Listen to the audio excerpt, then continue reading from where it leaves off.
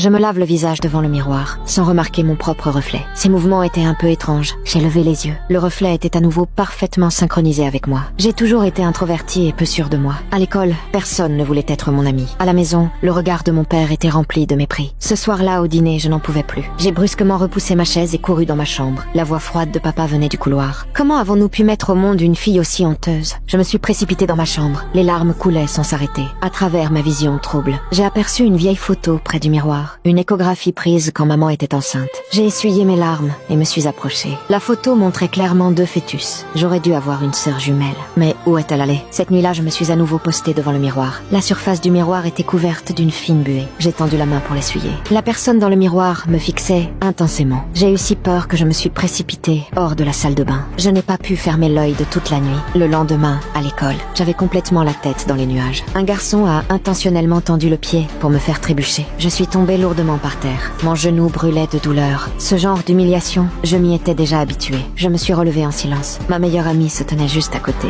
Elle avait tout vu, mais elle a fait semblant que rien ne s'était passé. Seul son petit ami s'est avancé. Il a chassé cet idiot. Wait, chill. Maybe it's not.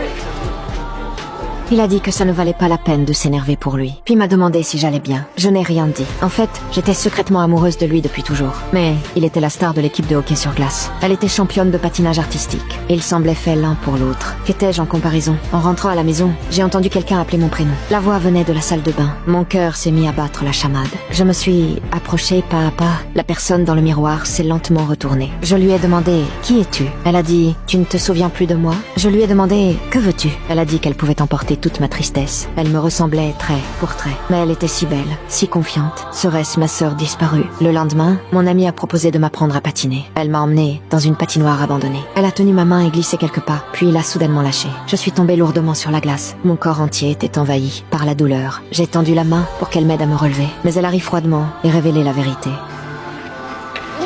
He's mine, you know. What? Who?